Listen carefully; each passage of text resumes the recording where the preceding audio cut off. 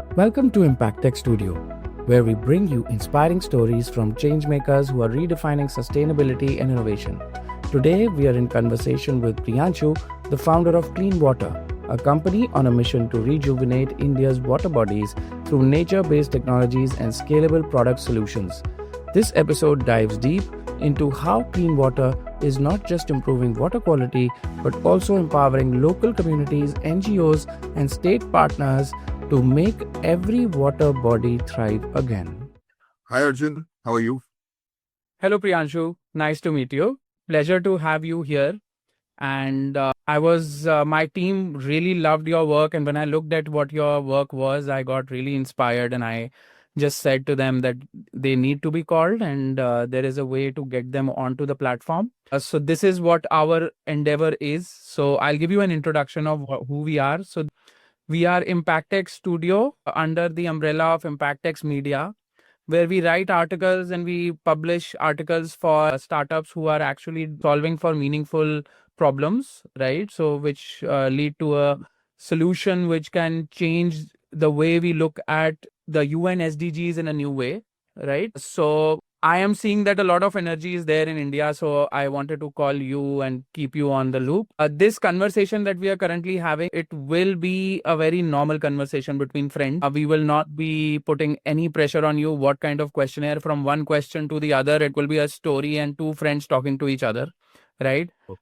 And in the end, you will realize that most of the things that you're expecting out of this interview will be covered. Welcome, Priyanshu. So give us an introduction of what clean water is. Great. So Clean Water is the brand name under which our organization operates. We're registered as Sustainable Water Technologies Pvt. Limited. Awesome.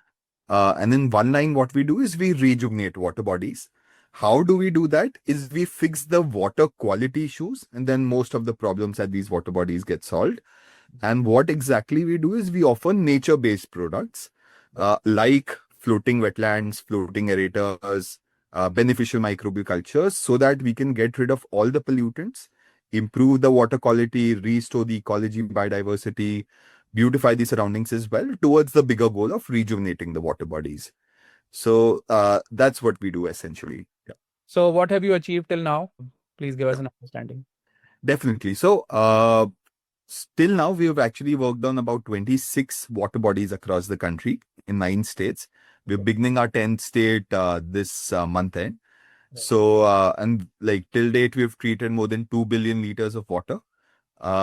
We were actually building sewage treatment plants before this, and we were giving services for the same. And after delivering about 30 such treatment plants, we realized that not even 3 of our clients are actually running those treatment plants. All they wanted was a no objection certificate from the Pollution Control Board. They didn't want a sewage treatment plant in the first place. And also services in India are less scalable as compared to products. Products are far more scalable. So we thought to ourselves that all the water bodies in India need rejuvenation, and maybe in the coming 5, 10, 15 years. Why not make products that will be installed on every water body in the future? And let local entrepreneurs, local contractors, local NGOs take care of the basic things, right? Any NGO, any group of volunteer can come in, do the cleaning work at a lake. They can get JCB and dumpers and desilt the lake, deepen it, get a boundary wall made around the pond, plant some trees, have a walkway all around it, install benches, lights. All of these basic things anybody can get done by themselves. But you also the most primary thing at a water body is the water quality, right? So no matter what beautification you do around the pond, if the water is not clean, if it has color, if it has smell, if the fish can't survive, there's water hyacinth on top, nobody calls the water body rejuvenated, right? So that's where we come in, using our products as a final piece in that puzzle to solve for water quality, while our local NGO partners, contractors take care of the other services at the water bodies. Yep. Right. So how do you get sponsored for such activities? So how does the money come to you? So primarily our business is driven through CSR, the Corporate Social Responsibility channel, where we partner with NGOs and not-for-profits. They receive the CSR funds from these corporates. They shoulder some of the responsibility while we come in with our products and solve for water quality. We don't pick up tenders ourselves, although most of the water bodies are owned by the government. So Right. we have a distributor network that takes our product to the government, so that we really don't have to pick up tenders ourselves and get into the funny business with the government. Right. So that's how we're kind of structuring it. Let's say similar to a pump manufacturer like Kirloskar. Right? Right. Kirloskar makes pumps but doesn't fill tenders, right? It's their distributors that take the product to the government. We're adopting a similar business model because there are millions of water bodies in India. So, just FYI, the first water body census in India was conducted about 2.5 years back, Right. and we have identified 24 lakh stagnant water bodies in India. Just the lakes, ponds, tanks, and reservoirs are 24 lakh across it. What an opportunity. Yeah, that's the flowing ones are different. The river streams, drains are different. So the market size is huge. We know how polluted they are. So that's the reason we thought let's stick to products, because physically we can't go to every water body, become consultants, draft DPRs, draft tenders, or become contractors and pick those things, right? But let's become product manufacturers. So irrespective whoever the consultant or the contractor is, it should be our products that get supplied towards rejuvenating these water bodies. So one question that comes in is that how do you find these water bodies? Who is doing the finding of the water body in that case? So there are three sources for that. Either we find the water body, or the NGO does, or the corporate has already identified the water body. So for example, a lot of corporates are interested in rejuvenating the water bodies that are near to their offices or their manufacturing facilities, because they kind of have a vested interest in that, right? So either they have already identified a water body, or the NGO has kind of identified that, and then they look for funding and implementation partners like us. And also we also know that most of the water bodies in the geographies that we're working on are polluted. So we have an endless list of water bodies. All we need is just funding sources and NGO partners so that we could rejuvenate them. So yeah, it kind of the water body originates from either of the three sources. Yes. Right. So when you look at CSR funds, right? So what kind of companies are there who are who consider you as a good service to be put into the CSR round? And what kind of support are you looking for? I'm coming from the point that our ecosystem has a number of people who know how to mobilize the CSR, and you will be a part of that group as well. So what we offer is not only a video call with you and things. I myself, as well as my venture fund, also ends up becoming your partner in your future of funding or mentorship or any addition to your product, whatever way you need. So, in that sense, you have a group, right? Which you will be part of on LinkedIn itself. And that group has a number of people. So, for example, you will have a carbon credit measuring company, right? Which is we just interviewed a month back. Then you will have one lady who is into organizing CSR funds, and she's known in the ecosystem of CSR, right? So she had long experience of working in the CSR industry. So she was in that role for a very long time. Then she started her own. So now she is a grassroots level involvement plus CSR, right? So Yeah. how do you fund your CSRs? How do you find them? How do they find you? How can we help you out? Just have an opinion. Definitely. So generally, anybody looking to rejuvenate a water body right now are early adopters. Right. And so these are well-educated people, tech-friendly. And so we've established decent presence online, where people could find us, because let's say searching for a very specific keyword like floating wetlands, Right. it only has a few vendors. So we Right. kind of now started appearing on the first page of Google, etc. So anybody looking for organizations that could provide products or solutions for water bodies, they find us online. Or we are also kind of making an effort, an outreach effort to reach out to these NGOs and the corporates as well, to partner with them. Till now, we have multiple big names on our kind of a client list, um, with corporates like HCL Tech, Hindustan Unilever, Dell, Emphasis, and a few others. Plus a lot of NGOs spanning across Bangalore, Delhi, the likes of Aga Khan as well. So global NGOs as well. So that's how it's kind of structured. And yeah, so either we kind of reach out to them that, look, you have CSR funds, water body rejuvenation is on your priority list as well. Why don't we come in and kind of collaborate to rejuvenate them? So, yeah, so either NGO reaches out to us or we kind of reach out to the corporates and them. So that's how it kind of structures up. How you or your organization or this entire community can help us is kind of firstly is with the networks and connections. You mentioned about a lady who does fundraising for CSR. We are always looking for CSR funds, right? Because we have endless water bodies to rejuvenate. So that's where we could kind of use some help. The other could be kind of connecting to multiple relevant NGOs or social development organizations in this sector Sure. who are kind of receiving funds and kind of managing the entire project. So connections is one. Maybe so we're also looking to do our second round of fundraise. So although we were about 8 years old, Right. but we were bootstrapped for the initial 5.5, Right. 6 years. And we just raised a single round of funding 2.5 years back. So, but we're now looking to raise a second round. So that's maybe where you could help us. And also connections to the corporates with CSR funds, because I think it's their decision at the end of the day. We could choose multiple NGO partners. But yeah, funding sources is kind of one key area where you could help us. Yeah.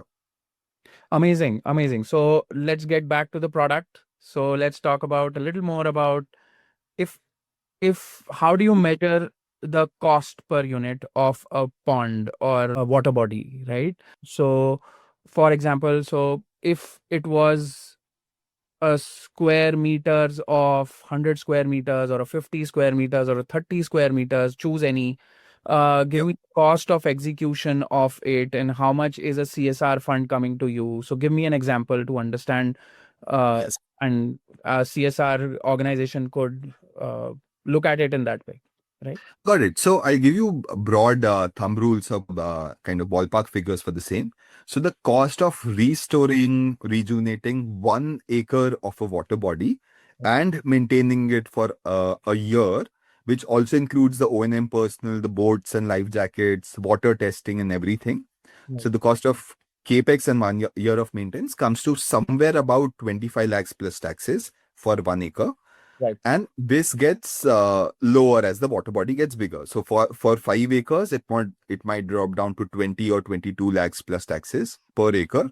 Right. And for maybe a water body as big as 100 acres, it might drop down to 15 lakhs per acre as well. So as economies of scale kick in, the cost per acre kind of reduces. Right. And this is basically the rates when we're kind of working with NGOs and kind of it's still B2B. When our kind of distributors or our partners take these products to the government, I'm sure you understand the rates get inflated. Mm-hmm. Right. That is true. So even then, it's the conversation one CSR company at a time, right? So you're having a conversation with them for whatever is the location as well as the costings, and you are so it's a to and fro kind of a conversation that you also directly go into, or is it your distributor going into it? So for the private, for the B2B segment, we kind of lead the conversation ourselves because like it's better to talk organization to organization and structure the business, but it's actually just with the government where the major problem is. That's why we have to kind of put a third entity in the I middle. understand. Uh, because Obviously, working that with the government process is, has its own steps and it has its own way of looking at things, and you know that there are some representatives who come in, and then it becomes a yes, middleman, and then it becomes a long middleman line of people that you lead talk to, and then you end up getting to the conversation. So the cost of getting that conversation forward is obviously yes, more than the cost of just getting the distributor to handle it who already has a understanding with the government in that zone, right? That's exactly. how you're And working. also there are multiple issues there. The first is actually the slow sales cycle, Okay. right? It takes about 6 to 9 months Correct. just to get one single tender out. That's very slow, right? And plus you'll have to do 20, 30 visits, which is just simply not scalable, right? As product manufacturers, we really would not like to travel to a city 20, 25 times just to get a project. Mm. The other is the government doesn't give advances. The government expects you to complete the work, pay the GST from your own pocket, raise an invoice, Right. pay them their bribe share, etc., and then wait for a year or two to get your payment, and even then you don't get full payment. So that's really problem. And we work on 100% advance only. We're very, very strict on that. We say no to 90% advance as well. And that's obviously not workable with the government. Plus, we have investors on board, so we can't cook our books. We don't want to either, but we can't cook our books either. So that's why we stay away from the government and always have somebody in the middle. Yeah. Yeah. So no change has happened since you started your business 8 years ago, and now you are not hearing any conversation where a new kind of conversation has come up where, okay, so this government department did a better job or not, right? So Uh, some good news from the government side dealing with the distributor that you have. It has never happened. Not really. So I'll Hmm. the only good thing that has happened is actually after COVID that budgets have started coming in. Pre-COVID, the water body rejuvenation was not on the priority list, Right. let alone it be the last in the Correct. priority list Correct. because Correct. there was no budgets.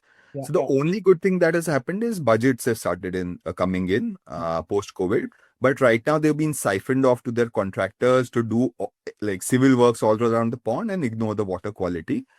And I'll stick my neck out to say this. The government does not want to rejuvenate water bodies. We very naively assume that it's the government's responsibility to restore the lakes and the rivers, but they don't want to rejuvenate it. They're not indifferent either.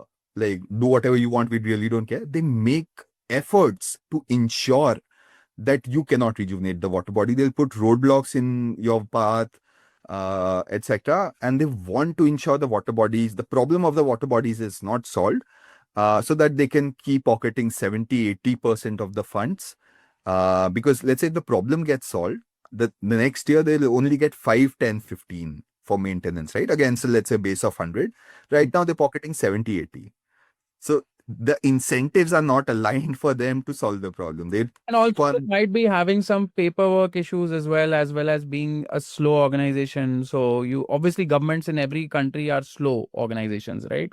That You they are. Yeah. anything in any country, it's the same, right? In that way. So some people are sticking their neck out on some other issues. In India, they are sticking their neck out on the land issue, for example, right? So if the Yes. land issue comes in, they say, is it a forest land? Is it not? So there are so many departments that you have to take care of. So they say, okay, taking the stress out of it, maybe we can go this path, have a direct conversation with him and stop him from doing it, right? So lots of reasoning, you can't explain it, it's too big a question.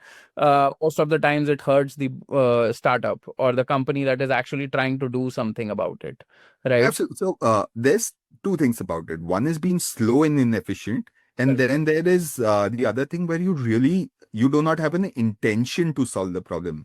You can be slow and ineffective and solve it in a year rather than 3 months, but you'll still solve it, right? But then there's this entire angle of the wrong intentions, right? So that's the thing. Because let me tell you what happened during COVID.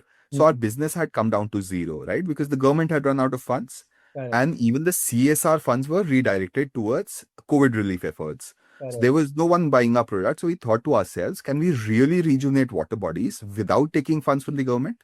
And the answer we came up with was yes. We can do that by a PPP model. How highways and those toll booth kind of systems work, Correct. where we don't take funds from the government, raise private financing, rejuvenate the water body, keep it maintained, then generate revenue from the water body only through environment friendly measures. For example, if we set up advertisements on the boundary wall of a lake, it Mhm. does not harm the lake in any manner, but it can generate enough revenue if it's in an urban area just off the main road that it covers the maintenance cost and also pays back the capex in 3 to 5 years, right? Mhm. So, without taking funds from the government, we could rejuvenate the water body and give them some profit share or revenue share, right? What could be better? But they say no to such a proposition because it is in benefit of everybody except the official. Be Because one way of looking at it. And I also deal with a lot of government things. Many times I've done that. So see, I've started to question a little bit on myself as well, always, because I understand where they are coming from yes, more. So, what I have understood is sometimes you need to know. So, for example, in your case, a simple question: when a company comes to you and gives you a CSR fund, right, and tells you this pond needs to be improved, I'm giving you this fund, get it done. Do they have the rights to that land where they're getting it done? No, it's a municipal water body. Yeah. Correct, right? So that right, what does it stand with? So maybe the government owns the land, it's a government land, right? Now somebody needs to work with the government. If they don't work with the government will also as an individual react back. It comes in a very bad conversation with us currently, but it should come officially that this is not allowed, right? It comes unofficially, which is the question mark we have, right? In one. So this is one way of looking at the whole thing as well, right? So there is a forest land or not a forest land, city land or not a city land, government land or not a government land, right? Are you doing it because we have aims? So government will say, I have aims for that land. Why are you making pond there, right? That is another question they always also have. So I'm not taking their side. I'm not a political guy. I'm not a guy who ever cares who's winning, who's not winning. Okay. I am just thinking of, was my experience with the government good?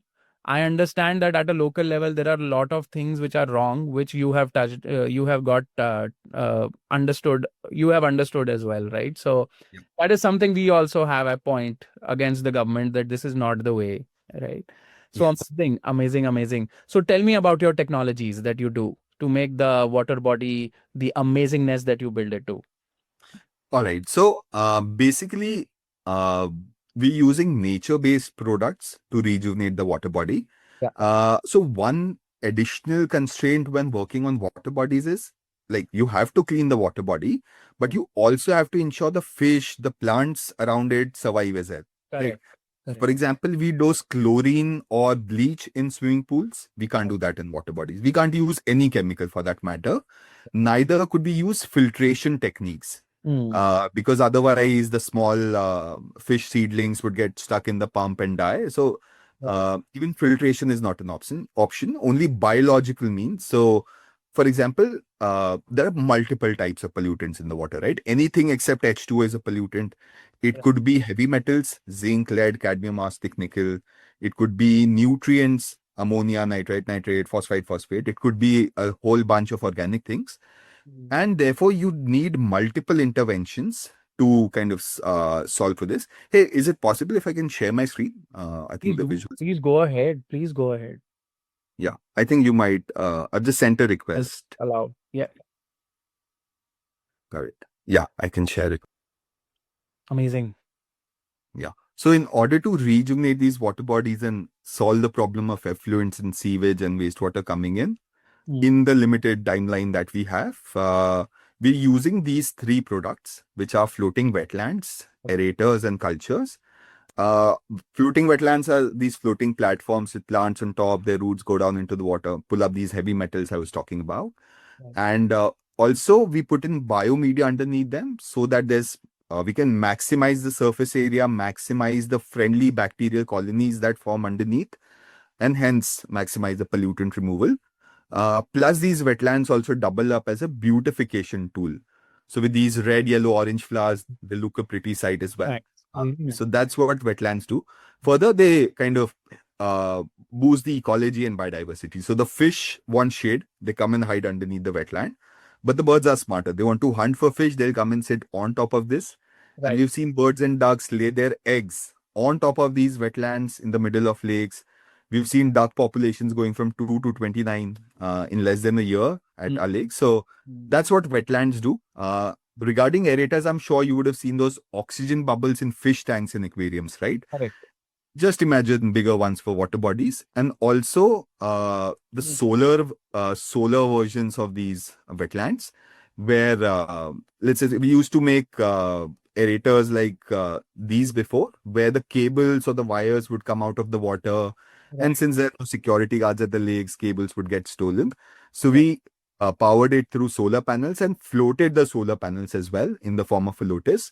Right. And it weighs 1500 kilograms and is floating, is about 35 feet in diameter. You can see a person behind it, just Right. for a reference of a size.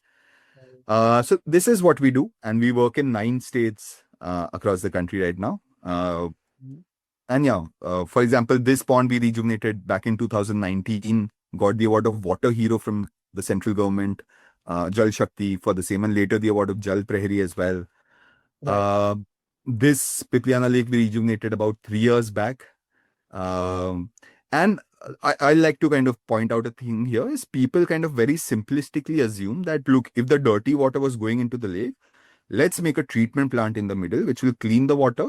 Then only the clean water would go into the pond or the lake, and the lake would remain clean. Hmm. No, it is not that simple. It doesn't work like that. And this Pipliana Lake is a perfect example of that. It has a well-functioning STP, receives only the treated water from that sewage treatment plant, does not receive any sewage. But Hmm. still, there was this Azolla duckweed invasive species on top. And use so what we did was we installed wetlands, dosed up microbial cultures. That's a powder with friendly bacteria, and we Right. installed the aerators, brought the nutrients down to zero with no food or nutrients left in the water. The azolla and duckweed starved and died and did not multiply on the lake. Right. And we did the same at Hauz-e-Shamsi Lake in Delhi as well, which had a carpet of this invasive species. Now it's completely clean. Every parameter is within NOx. And Annapurna Lake is our most iconic project. The reason is we've revived a dead lake to drinking water standards. So Hmm. all the fish, 70,000 fish in this pond had died because there were two sewage inlets. People would throw in their religious waste, puja samagri, or their ritual offerings. Correct. And there were water hyacinth on top as well. Right. And as a result, the dissolved oxygen levels in the water had plummeted below the critical threshold. There was no oxygen for the fish to breathe, and all the 70,000 fish died on the same evening or night. And now the water quality in the pond is at drinking water standards. Like you won't be able to differentiate between a RO water and the lake water. You can see the lake bottom, which is 7 feet down. And we also installed the Lotus aerator here, and we're kind of encouraging people to come here, visit the lake on a kayak with us, Hmm. take a sample, get it tested anywhere they want, right? So that's how confident and sure we are, and transparent as well. So this is what we do, Amazing. catering to multiple sustainable development goals, Remineralize providing multiple benefits. You Sorry? remineralize also. You remineralize the lake as well for the ecosystem to develop there. So the ecosystem is thriving again. We need not put additional minerals because people still throw in their religious waste, right? They haven't stopped. Right. And we are unable to stop them. When it comes to matter of faith, they do not stop. Right. Plus, non-point sources still put in some minerals or some pollutants still come in.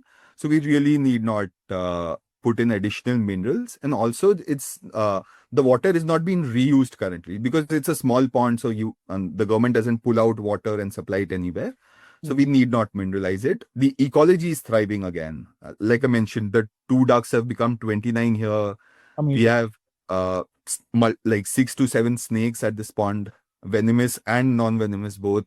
Right. Uh, Fishes, 8 types of bird species, snails, um, turtles, everything. So the ecology is still thriving without having to remineralize it. Yeah. Beautiful. Yeah. Beautiful. So this is what we do. And like I was mentioning, we're a B2B company, but for the government, we rely on distributors and also a PPP or a RAS model, restoration as a service. Right. And we're still innovating on multiple fronts, Hmm. like multiple directions as well.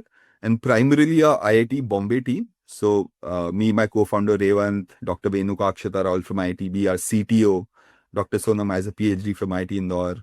Right. The Ketki looks after LinkedIn social media, and a great on-field support staff that you see standing on these floating wetlands. You see the Right. plants going to 8, 9 feet in height.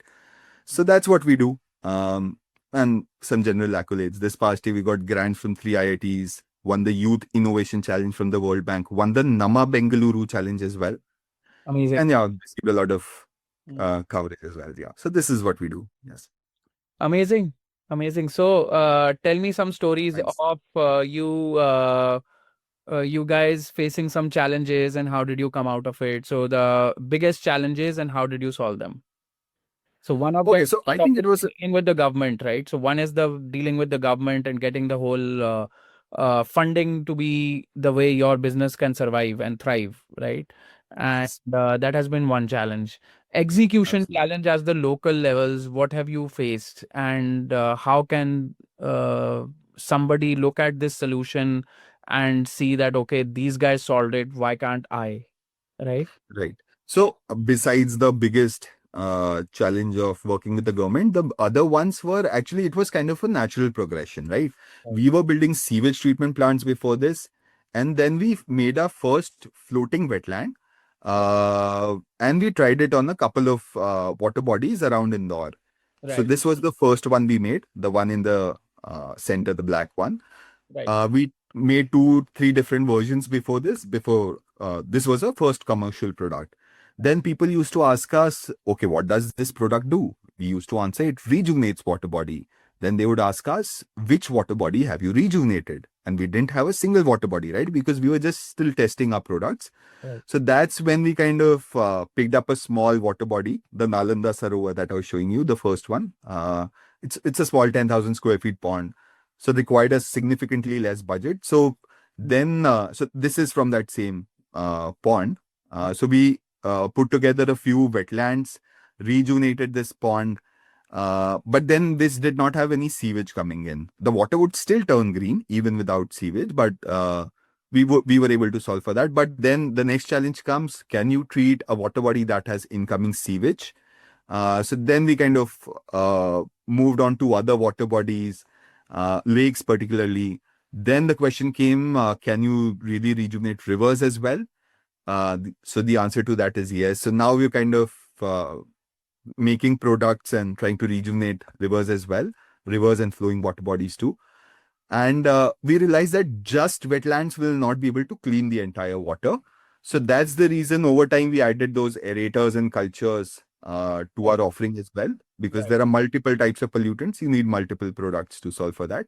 Right. So that's been a challenge. And then if you do one water body, people think, okay, but it's just one water body. You should have a portfolio, and Right. let's say you should have maintained the lake for at least like, So that's a chicken and egg story. So you have to just solve for the movement and just ignore the white noise. So that's right. yeah, and we could keep moving forward. So basically, one more thing. So how do you handle R&D? So how does your R&D process work? How do you do that? Yeah, I think that is also one of the biggest challenges, because how do you sponsor all of this R&D and product development, right? So we've been lucky to receive a lot of grants, right from Ministry of Housing and Urban Affairs to three IITs, Hmm. some prize money here and there, etc. So that what kind of got the R&D done, because otherwise we really don't have funds to make new products, etc.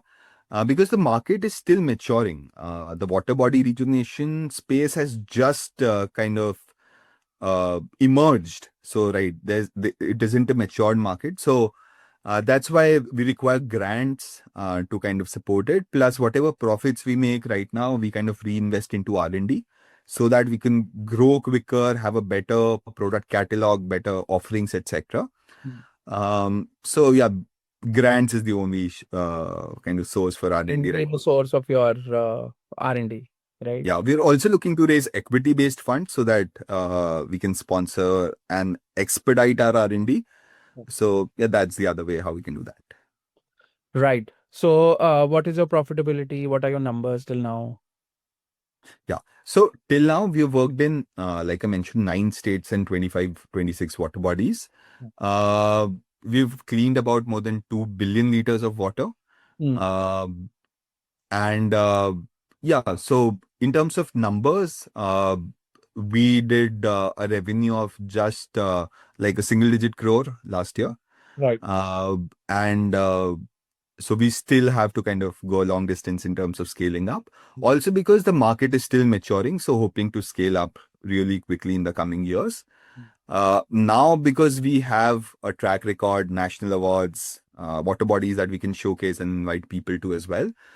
So those are broadly the numbers. Yeah, and like we kind of limit ourselves to products. So products take about 80-90% of the revenue, while the ancillary services like transportation, installation, maintenance is the remaining 10 to 20%. Hmm. And the biggest in our revenue, I think about 50 to 60% revenue share comes from wetlands, while the remaining comes through aerators and cultures. But actually, cultures is the product that we are betting on. to scale up because it's recurring revenue. Wetlands, you install it one time, it will be there for 10 years. The cultures are like a medicine for the water body, right? You have to keep taking medicines every day. So the cultures would have to be dosed regularly, and strictly from a business lens, this is recurring revenue for us. So that's our star product where you intend to scale up. Yeah. So majorly, whenever you execute something, the uh, products that you've made, right? The floating wetlands, floating aerators, beneficial microbial cultures, all these are sponsored by the uh, organization, right?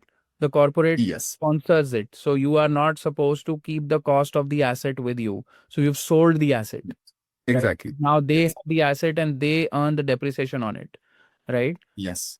Correct. And then on top Right. of it, you also take OPEX from them, right? Yeah, for maintenance of these products. Yeah. Right. And you take it on a yearly basis, and those AMCs can always be rejuvenated. Every year they can be Yeah. Yeah. renewed, right? So, Yes, yes, absolutely. That's how we operate. So, for example, at Hause Shamsi, we installed 25 wetlands, 5 aerators, 600 kilograms of the microbial cultures. These numbers could vary for different lakes, right? For smaller and bigger lakes, the number of wetlands, aerators, and cultures would go up and down. So, that's how we typically operate. right. So, who's your first customer, the first early adopter with you?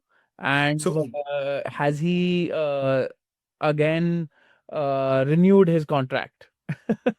okay, so our first client for the water body Yes. rejuvenation space and floating Yes. wetlands Yes. was a wonderful gentleman called Mr. Ambrish Kela. He runs his own electronic manufacturing industry in Indore Right. called Scientech Technologies, and he has a parallel Scientech foundation where he has kind of planted more than 10 lakh trees. So he does a lot of social work as well, and he was planting about 10,000 trees in the police training college campus 1 year, and there was a pond. So he asked us to make one wetland and put it at the pond. We did that. And then we thought to ourselves, hey, look, we really want to rejuvenate a lake. Why not pick this small 10,000 square feet pond? Mm. And so we've got like our first client has anyways bought a island. We can get the other islands that we've tried, tested, deployed elsewhere, bring it to this one single lake, spend some extra, rejuvenate the entire lake, and kind of bring it to clean levels. So that's what we did to get our first project on board. But yeah, this gentleman was our first client. Yes. He hasn't renewed because yeah, he's working more towards tree plantation. That's his core focus area, while we are working on water bodies. So he did give us the boost, the necessary boost to get our ball rolling, though. Do you have any clients who have renewed their contract till now, or is it just Yeah. yeah? Please tell So me. it's particularly for the cultures. So people often just procure a month or 3 months dosage of the bacterial powder. They try it out, they find it successful and working and solving for water quality, and then they ask for more quantity. So yeah, those are the clients that typically renew. Also, a few NGOs who we worked with, we Mm. worked on them with them on the pond. We supplied up products, they liked it. They asked for more wetlands. A client in Bangalore did that. An NGO in Delhi did that. So yeah. Right. Amazing. Amazing. So, tell me the structure of your company. You showed me all the co-founders and the major colleagues of yours, right? So how is your structure? How does it work? Where are you stationed in the team? How are you Yeah. together? So we are a small team still. We're just 13 members. And how I've kind of structured this is I've broken down the organization into two parts. One, very simplistically, getting business and executing the order. So basically, getting business is the sales, marketing, branding, digital marketing team, etc. And executing the project is operations, engineering, and the technology team. Mm. So, for example, we have two PhDs on board, Dr. Venuka and Dr. Sonam, who kind of do R&D and take care of the tech, engineering, new product development, etc. While Revant and I, also Akshat helps with the new product development, while Revant and I take care of the business front, right from branding, digital marketing, bulk WhatsApp, bulk emails, Google Ads kind of campaigns, and then kind of getting people on a video call, sharing quotes with them, and closure of these orders. So that's how we kind of structure this. Ketki, for example, helps us with LinkedIn and the social media. So that's how we have kind of structured the organization. And the on-field support staff we kind of hire locally at every water body we work at. So we really need not keep them on payroll. Right. And so yeah, that's how we've structured the organization. So about 4 members on the tech front, about 6 members on the business front, and let's say 2 other support functions. Yeah. Right, right, right, right, right.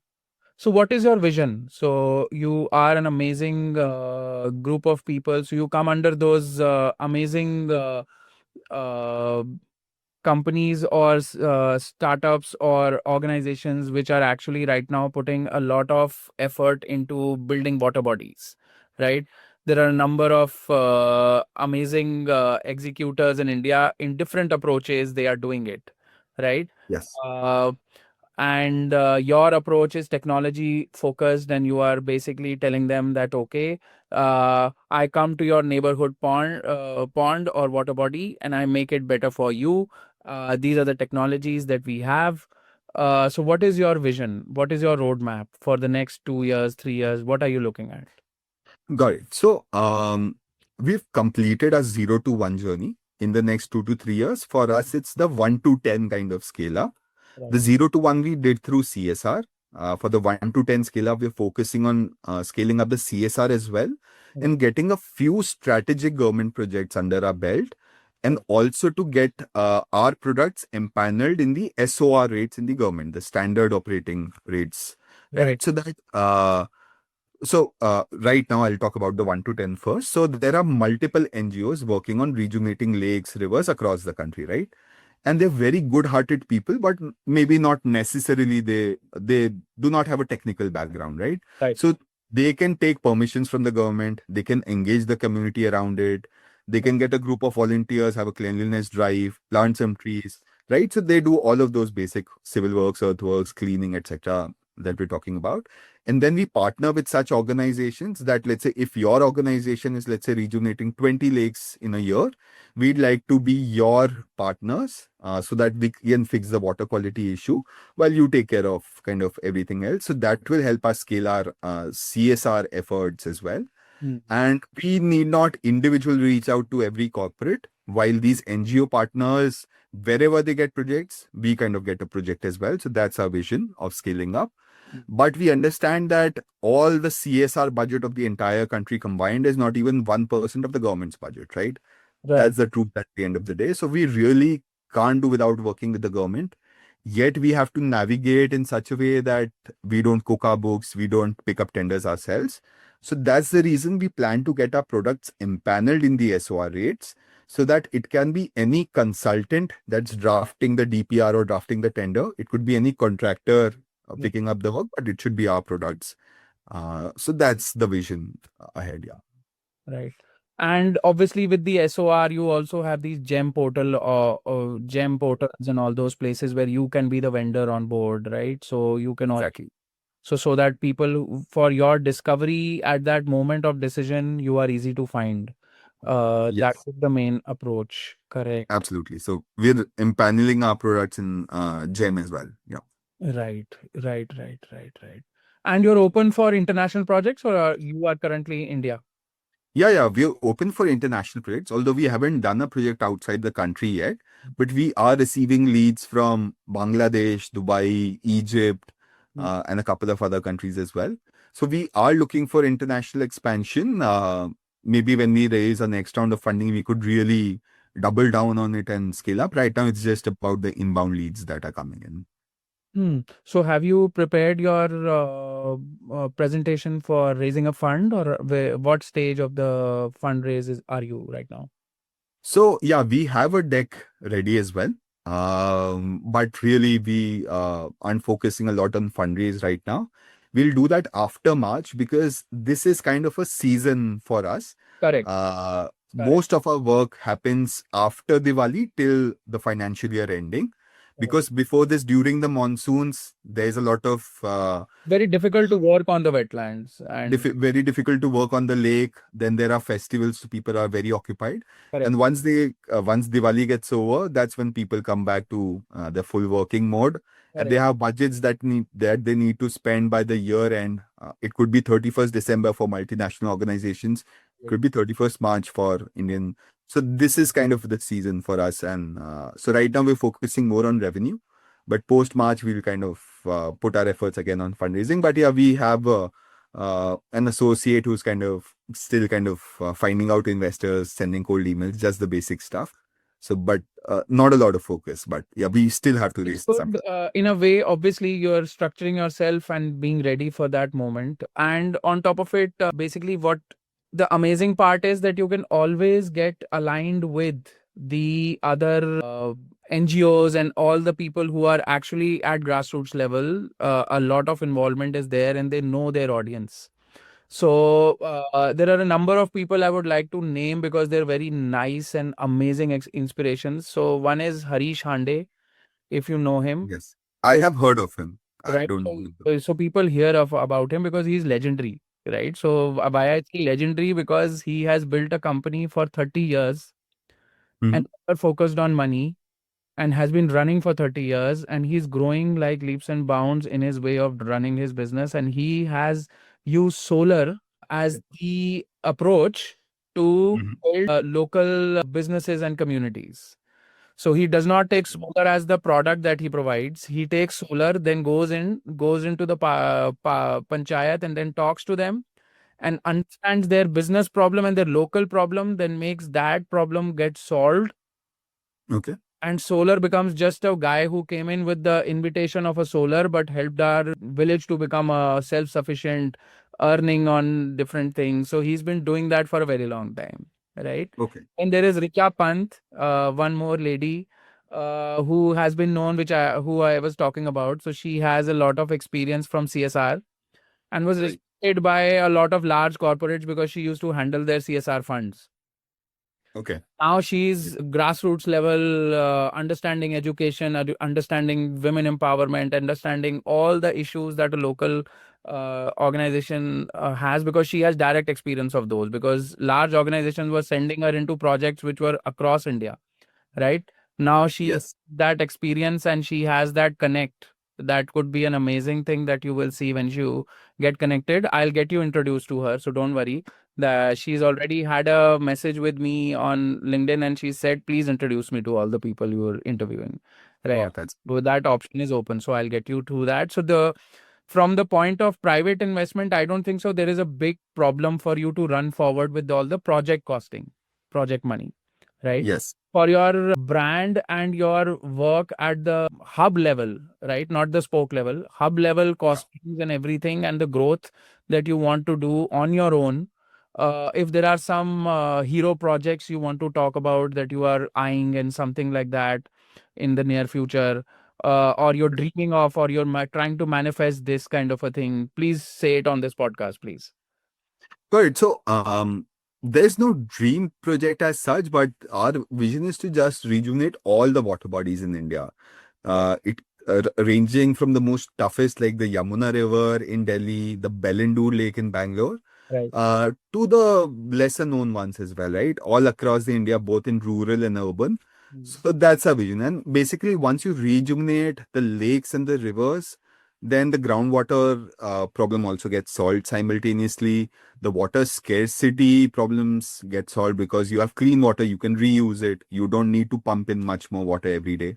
Correct. So that's what we want to do. Plus, also there's for the short term, the star project that we're looking for is rejuvenating the local river in Indore and Ujjain, which is Shipra, because there's in 3 years' time, Sinhast is coming up, Mm. which is like a kumbh, right? Right. And crores of people will come there, bathe in the Shipra river, and it's extremely polluted right now. And the blame goes to Indore because 10 out of the 11 liters flowing in the Shipra in Ujjain comes from Indore and the Kanha river that flows through Indore. So if we rejuvenate the river in Indore, we would essentially rejuvenate Shipra river in Ujjain as well. And then people who are going to come in for CRs could really take a bath in the clean water. So that's the short-term star project that we're looking to rejuvenate. Also, so that we could establish a pilot project, a template for river rejuvenation, which then could be kind of scaled up across the country. We already have a template for lakes, so that's the star project we're focusing on right now. Yeah. So anybody listening to this, I agree with you. So that is basically the age-old dream of every government also, that we need to be governing, not being the executor, right? That's how they always want to be. So that is a good conversation to have for such movements as well. So basically, in that case, the biggest challenge, I believe, for your growth to go to the next, not the biggest challenge, but one of the challenges, smaller challenges, because you have a lot of visibility from the CSR side. The one important challenge would also be that you need to look at policy decisions and somehow become a part of that policy decision as well. So maybe get into you need to have a presence in the government which can drive a conversation in the parliament as well, right? That is one thing that needs to happen, because in the end, if you're fighting on things which do not prioritize a pond or a water body, right? And you're fighting on those things, then obviously the growth of such positive things in the local area and the value of that is lost in the conversation, right? So yes, this is where you also need someone to help you out in the government. I think there should be someone absolutely. on this podcast. Maybe he will raise a hand. I'm just hoping. Uh, Yes. so amazing to have you, and just wanted to give you all the kudos from my team that what you guys are doing with the technology side of it, which can also become a product line for yourself, is an amazing way of having your future secured from a lot of risk, right? So in the end, one more thing I would like to ask is, I generally ask this question to some people in my podcast, and that is, resilience is a very big thing, right? Because Yeah. even though we are seeing that, yes, there is a positive energy in the market, overall, everyone wants to create, fight the government, say something to them, be against them, be with them, whatever happens, I need my gain to happen. But that energy, right, is something that I find very positive, because somebody is ready to fight, right? What is your resilience when you must have faced the ups and downs? Obviously, you are still facing a lot of ups and downs because you're in a phase, right? Yes. You're also growing, but yes, there is a phase of your development, right? So you have a journey as a hindsight understanding. So how do you define resilience and how did it get solved? So give me understanding. Be as candid as Yep. possible. Absolutely. So resilience and persistence are qualities that are very required in this sector. Yeah. Also, because the sector is a little slow, right? It's hardware based, Yeah. making it inherently slow with the government speed. And obviously, a water body should see an entire year, all the seasons, before you could start claiming that, yeah, we have found the code to rejuvenating these water bodies. So, and also because at every step of the way, you kind of have roadblocks coming in from the government. So you have to be resilient, because I kind of get these inputs from my team, from my family members that, hey, look, you're always fighting with the government. They don't want to rejuvenate it. So why don't you look for something else, do something else, make a lot more money? Right? When the government doesn't want to do it, why do you kind of keep bashing your head against it? But that's just my personal call, right? So I've aligned the purpose of my life with my professional goals. Um, uh, so basically, I have defined a single KPI for my life. I'm not optimizing for money or fame. I'm optimizing for karma and the maximum karma I can settle in this limited life. And water bodies has far-reaching consequences, right? So I'm doing math for karma. So how can I maximize and reduce my bad karma, etc., or maximize my good karma as well? So water bodies seemed like a really good option, and so that's inherently built in me right now, and that's where the resilience and the fight and the persistence comes from. And you have to be at it, because the government keeps changing, the officers keep changing. You have to often start the conversations from scratch. The government will stop you from rejuvenating a water body, so you have to push through that roadblocks. For lack of a better word, I have had to threaten municipal commissioners as well, just to rejuvenate a water body. Um, right. So these are things that you have to do, and resilience. Like if money was driving you, or me, let's say for that matter, like I would have quit this a long time ago. But for me, it's about problem solving, doing whatever it takes to rejuvenate these water bodies, which kind of aligns with my bigger purpose of life. So So how do you drive this in your organization? So there is one, I saw a chief business officer, and then there are these researchers who are with you, and all the 14 guys who are actually putting all their hours with you. How do you yes. drive this same energy of yours and resilience in you amongst your team? So like Or do they drive you back? Or are they driving you that, okay, please stay on this, do this? oh no, so I think How is it it? works both What is the ways. dynamic? Yeah, so it we all feed off each other's energy.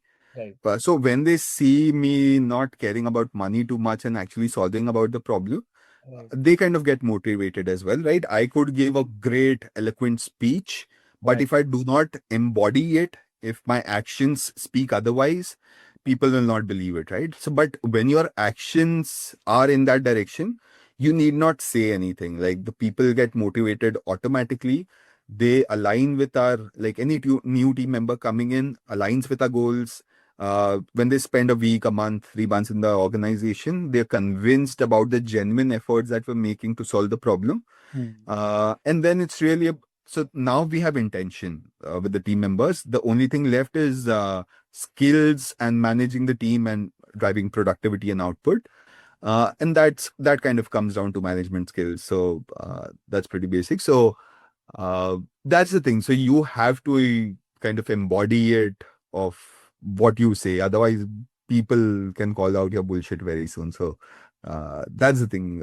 Yeah, how we kind of motivate our team, and everybody knows their role. That hey, look, my role is to get more projects. My role is to develop new projects. My role is to deep dive into tech and engineering. So everybody's role is defined, and yeah, uh, So I'll give you an that's all. example. So I'll just open up about my experience also a little bit. So basically, I used to have a startup long time back, which was into ad network. So I made an ad network in a time when there were not many ad networks in the market, right? So we were in 2008 made an ad network, right? Now 2007, 2008, that time period, the co-founder used to always be on that question mark side. Are we doing it at the right time with the right kind of money? Are we in the right market? Are we this and that? And I used to say, yeah, problems I also know, you also know, right? But Yeah.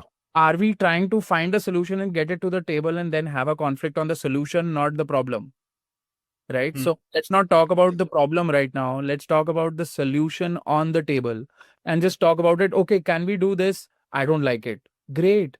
In the end, if we lose on the solutions on ourselves, we are unable to find solutions from all angles, then we take a decision on something, right?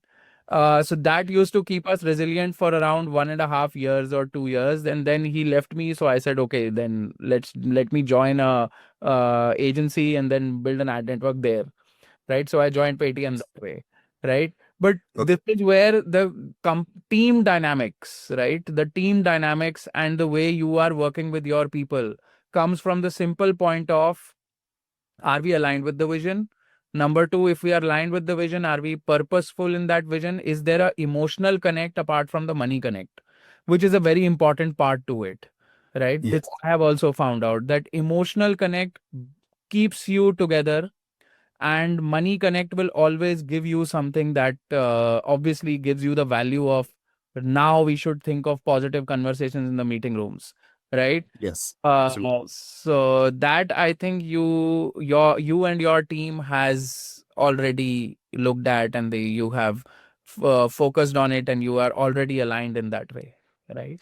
Yeah, yeah. Plus, self doubt is good. It kind of helps you think about your decisions, reevaluate them, make better decisions next time, and kind of calibrate your directions properly.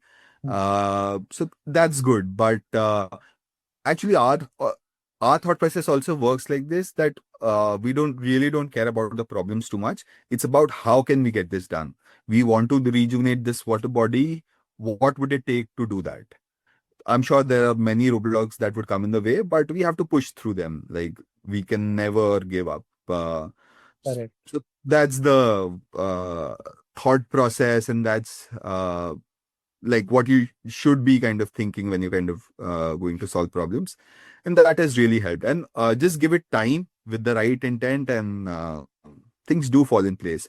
The world tests you, no doubt. More roadblocks, more problems await us in the future, but it's the positive attitude you should move ahead with. That's it. Yeah. Amazing, amazing, amazing, Priyanshu. It was a pleasure having you on the podcast, and we will connect you to our group, and my team will reach out to you and do the launch of your video as well. So I ask my audience to like, subscribe, and share as much as possible. Thank you. And thank you for inviting me and giving this opportunity to kind of put my narrative out there, and those things. I just have one last Yes, please. kind of ending remark or message that I'd like to leave with. Yes. And I do that in almost everywhere I'm asked to speak. And my message is particular for the youth. Yes. Because climate change, poor water bodies, polluted water is going to affect them the most. It's the last generation, 50, 60-year-olds that have caused this problem, their neglect, etc. But it's the Gen Z or the newer generation that will the most. So my message to them is, even if you don't care about the world, no problem. Care about yourself, because climate change, water, air, solid waste issues will impact you. So come to the front, take charge, and drive change. The older generation is not going to do anything about it. They're already compromised. I look to the newer generation to kind of solve this problem, and I'm always there for help. That's my concluding remark. Amazing, amazing. So Gen Z should think of, so I will tell you one more, I will add to yours. So one small thing I will also add to what you've just said. It's a very positive thought by Priyanshu. Also what it gives the Gen Z, I'll give you one major thing. So if you have a pond around you, you have an emotional connect with your location, right? So you will always have more emotionally positive every day.